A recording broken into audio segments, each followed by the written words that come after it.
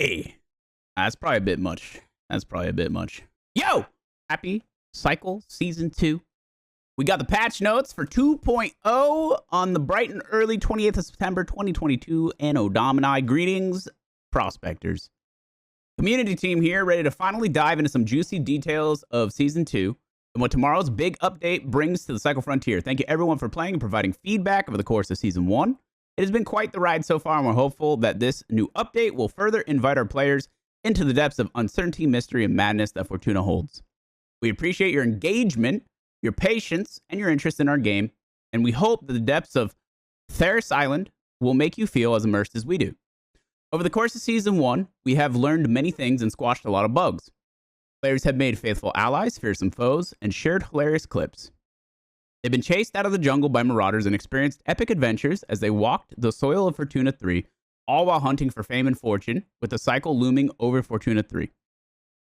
With all of that in mind, the 2.0 update brings new content, a new map called Tharis Island, a new Fortuna Pass, and new prospectors, and amazing skins, balancing changes, a rework to Marauders, and more. Let's jump right into all this new stuff, starting with our first good old seasonal wipe. Okay, so we are currently sitting through maintenance right now. Game hopefully launches soon, TM, so let's blast through this. Oh, yeah. The wipe. What does it mean? What survives through the wipe? Any unlocked or purchased weapon vanity, unspent aurum, unclaimed aurum and vanity rewards from the Fortuna Pass will be auto-claimed from the previous season. Unclaimed vanity Twitch drop packages will be auto-claimed. Regranted. Equipment that is included with your welcome packs. Starting equipment granted by bottom. What is destroyed? All your items and gear from your character inventory and stash. Faction progression and levels. Private quarter progression. Any unspent K-marks. Unused insurance tokens. Unclaimed packages from the private quarter generators. i.e. supply crates, K-mark, generator, insurance packages, cheater compensation, unclaimed gear from Twitch drops. Players will start off Season 2 completely fresh and leave their stories of triumphs and shame in Season 1 in the past by cleaning the slate for every prospector out there. You'll, of course, be able to keep all your aurum and cosmetic elements you've unlocked so far, equipment that was included in previously purchased welcome packs, as well as starting equipment provided you by bottom will be re-granted to your account when the season begins. On top of this, we also hope that the story your prospector creates in this new season will differ from the previous one by providing you with new content to experience. It's almost as if the cataclysm didn't happen. It did feel real though, didn't it? Let's worry about that some other time. We're sure you all want to know why it all happened, but for now, let's get back to the grind for K-marks and gear. The faction always needed bodies to do their dirty work after all. New map, Tharis Island. A couple of years before the cycle began, Korlev discovered Tharis Island and started to investigate the mysterious caverns and canyons within. Their findings were worthwhile, but came at a cost. Those who ventured too deep in the caves began to act strangely, showing subtle signs of an ever-dwindling sanity. These affected members of Korlev came to be known as the cultists, and their original plans of studying the caverns quickly turned into an aggressive effort to protect the forge and other artifacts found deep within Tharis Island at all costs. Now, 30 years later, traces of those cultists have all but vanished. Tharis Island is no longer radioactive, and prospectors have begun exploring the depths of this new and mysterious location. Tharis Island is a remote location that features Korlev and Osiris activities, surrounding a series of caverns and canyons, a central abyssal cavern sporting alien tech as its centerpiece. This sounds sick. I cannot wait.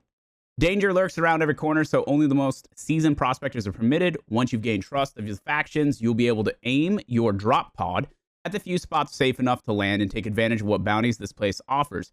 Just make sure to report your findings to your employers. It's all about research after all, right? Be careful when you venture into the dark unknowns, as you might encounter ancient tech in an area far more vicious than everything that you have encountered so far. New creatures, small. Creatures aren't the only thing that you'll need to watch out for. Venturing deeper into the tunnels, the secluded island. Exercise caution and watch your steps as you explore the depths. The voids are seemingly bottomless, and no gear recovery team is reckless or paid enough to risk eternal torment for a gun or two. So no insurance. Very interesting. Insurance will not be paid out if you fall into the void. Noted. Okay, the forge. So this is really interesting. This is the alien tech. 67 meters deep. Very interesting. Deepest, darkest depths of the caverns lies a massive, outlandish machine called the Forge. Its exact origins are still unknown and shrouded in secrecy, though some factions still have vested interest in learning more about the powers held by such ancient tech. Only the bravest prospectors will have a shot at uncovering its secrets, but keep in mind many who tried before have been lost forever. Or worse, clawed their way back, battered and scarred, changed. Exploring the abandoned faction, camps, and research facilities may hold vital evidence in unlocking the mysteries of those foolish enough to ignore the warnings left behind by exploration parties. The Forge is a mysterious alien structure located deep. Strange structure lies dormant, but some claim that under the right circumstances it may come alive. Forge holds great power for those cunning and brave enough to unlock its potential. Yeah, so this is going to be a interesting mechanic, it seems, that will change probably more than just this map. It'll be interesting to see. He said as if he doesn't know, smile. Improvements. We also have a lot of general improvements happening in this new update. So this is big. This is really what we're looking for here. We want to gain, we want to again extend a big thank you to the players for all the feedback. We hope that these changes reflect positively to your experience in Season 2. Crescent Falls and Tharis Island are now gated behind campaign progression. This is very important. Access to Crescent is granted upon completion of the first quest lines, where prospectors gain the trust of the factions. Tharis Island can be accessed roughly halfway through the campaigns. Okay, cool. So that's good to know. Very good to know. That means that both of these, it will be much more tedious for potential cheaters to play on Crescent as a result, since it is at least somewhat content locked, and Tharis Island should be relatively cheater free, which is very poggers. Ping restrictions are now implemented and will be adjusted over the course of the next days. Ping restrictions will be tweaked on per region basis. This is to make region hopping and other ping-based foul play more difficult. Love it. System can be easily modified and will be tweaked over the next few days to strike a healthy balance. Poggers.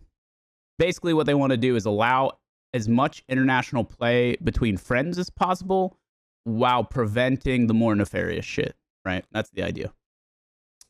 Adding a trusted status queue to the game is going to hamper the creation of alt accounts and separate them from the existing player base. Now, this is gigapoggers. Now, this is something that I talked to Jaeger extensively about and gave my feedback and really pushed for because I think that this is one of the biggest things that will prevent re-cheating, which is a huge problem, right?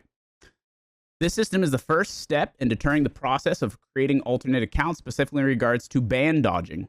It will work automatically behind the scenes, looking at many hidden factors, such as account age, purchase history, to determine trusted status. This is on a Steam account basis.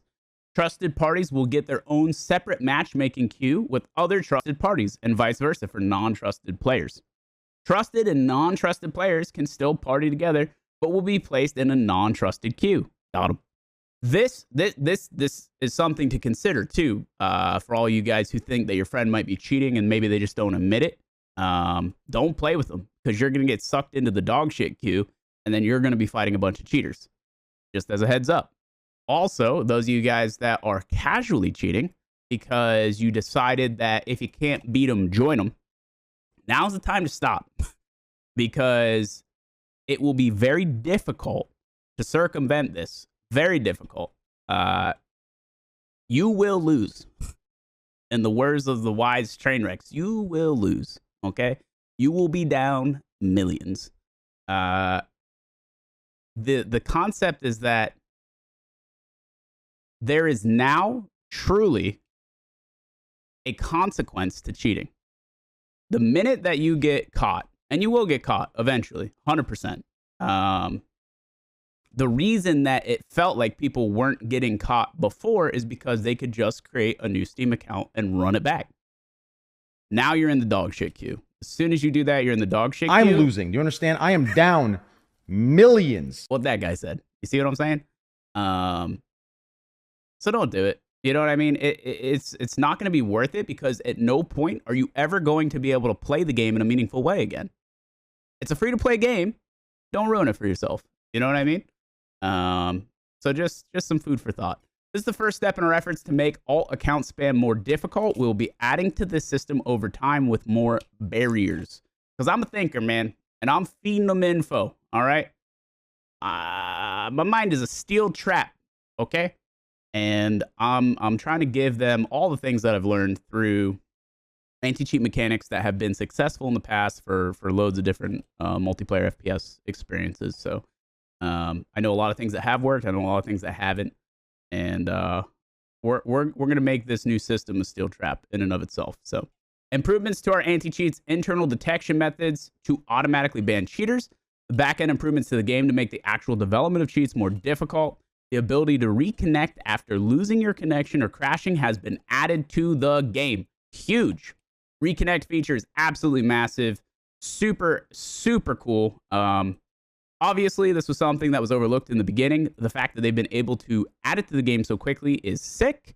It's already here for Season 2, in addition to things like the cheater compensation stuff that they added, so that if you do get killed by a cheater, your best items and some money will come back to you as compensation, right? Through your in-hideout generator. These are big back-end changes to the game for the quality of life of the player that have been executed simultaneous to all of the new content development within a 3-month span for Season 2. So I just want to give a big shout out to Jaeger for making that happen, because that is a huge undertaking to be doing both of these things at the same time, so that Season 2 can get kicked off in the best way possible. It's a lot of work. New Fortuna Pass. This is going to be sick. All you skinheads out there, probably not the best way to put that. All you people who love cosmetics. All right, run that one back. As in Season 1, the paid version of the Fortuna Pass is $950. This includes XP boosters for the pass, new prospector skins, melee weapons, emotes, banners, charms, and more.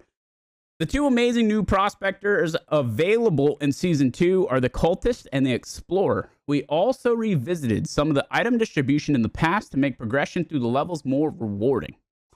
We revisited the amount of bonus XP that prospectors receive from Premium Track and reduced the amount of bonus percent they receive as the progression was a little bit too fast. Oh no. I'm banking on that bonus XP while I'm doing my, by the way, quick shameless plug for the boys. I'm currently doing a 24/7 live subathon right now. Every single sub adds time to the clock. The stream will not end until the time expires, or I complete every single quest in the game. Make sure you swing through twitch.tv/markstrom, drop your prime sub, make me stream a little bit longer. Thanks. What you'll find in the pass: 2 prospectors with 2 variations each, ready to conquer the caves. Various weapon skins.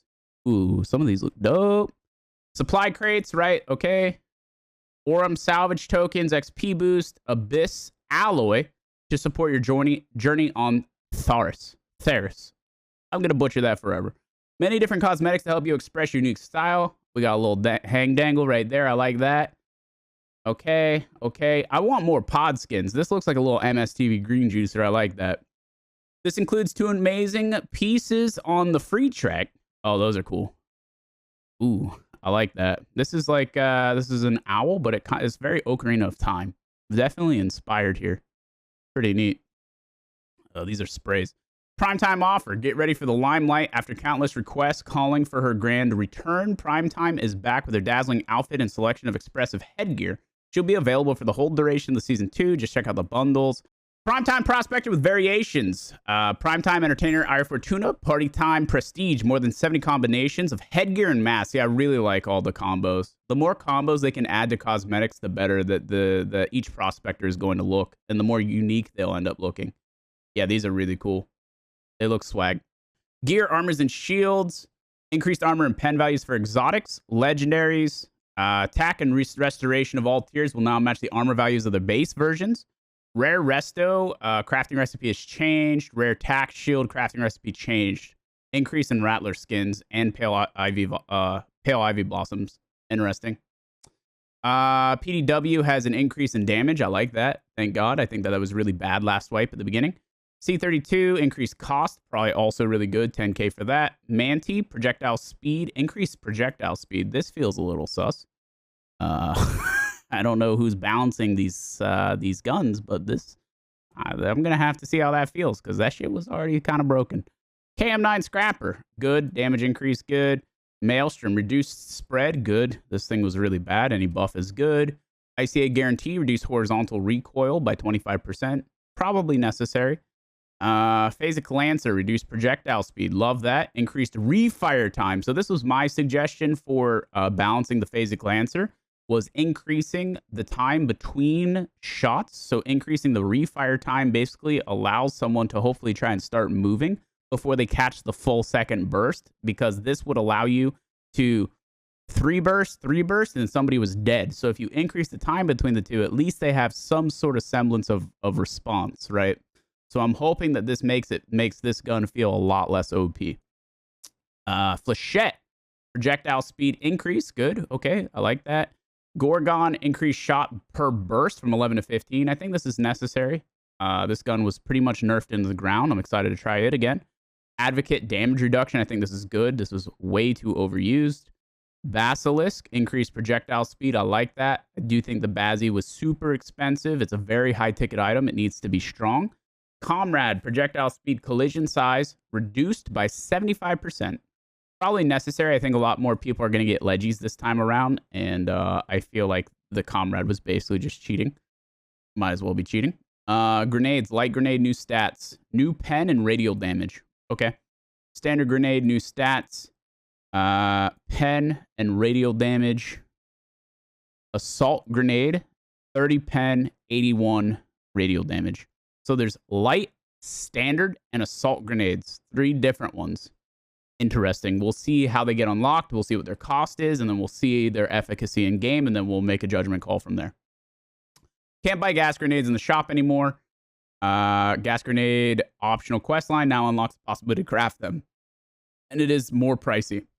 Since tac helmets and tac shields now the same armor value as regular helmets and shields the same rarity, the price has been adjusted. Increased cost of common tac shield from 450 to 680 and 380 to 560. Lastly, we've added a whole new component to how defensive gear works in the game that relates to ancient tech, but we'll let you discover this on your own. The codex contains information about the game. Okay, that's cool. We'll be expanding the codex in future seasons. Okay. Loot tiers rebalanced in the northeast of the map. Nutrition Warehouse is now tier 5. I love that. So again, they're adding high tier areas to Crescent that feel good and useful. We have new tier 5 areas. Or no. Nutrition Warehouse. Okay, yeah, down yonder. Okay, so we do have it. New tier 5's down here, and then there's a lot of tier 4 areas. So it makes these areas actually worth traveling to. This side of the map's actually going to be like a really crazy hot zone. Obviously, this was already pretty high loot, already tier 5, but this is also really good. I love Favela too. I think the fights are really fun there. Number of spawn points have been removed in the northeast and the east. Okay, spawn points around the back of pumpkin fields and hay fields have been pulled apart to help prevent spawning next to each other. That's good. So we can see the spawn points here, I think, is the whites, right? If I'm not mistaken. Very interesting. So you can't technically spawn, but this is like the best spawn in the game, I would argue. Or this little guy right there. Cool. Good to know. Oh, this is all before. Son of a bitch. This is all before. Okay. I was going to say, a lot of it looked really familiar. Oh, okay. I thought I knew where Nutrition Warehouse was. I knew it was up here and was like very confused. I see. It's not this. This is the location on the map that has the same beginning. So they did add a tier 5 in the northwest. Good. I see.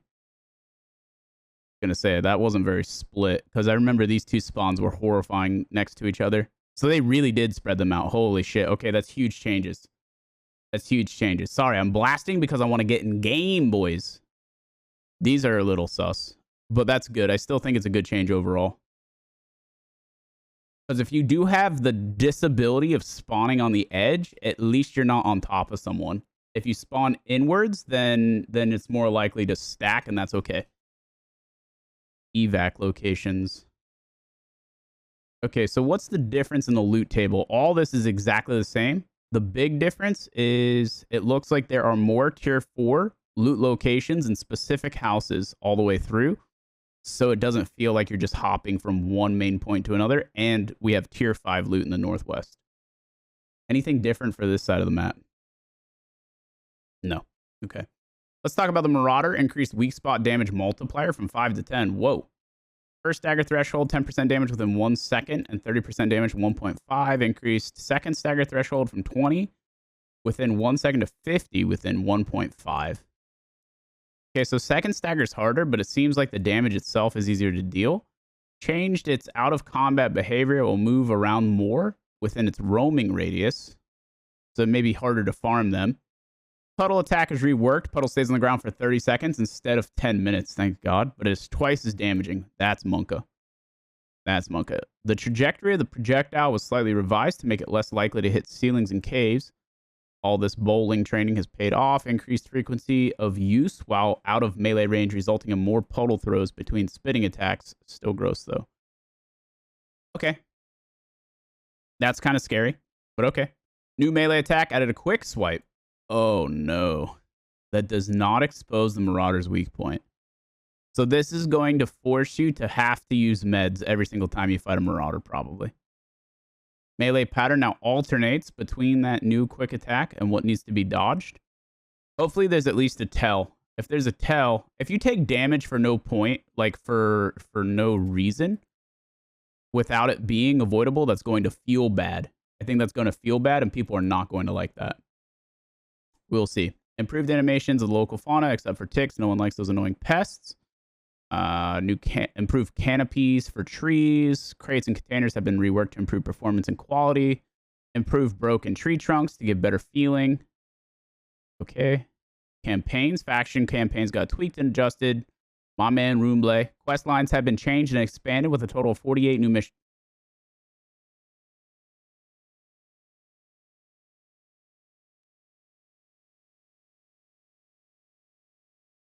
48 new missions.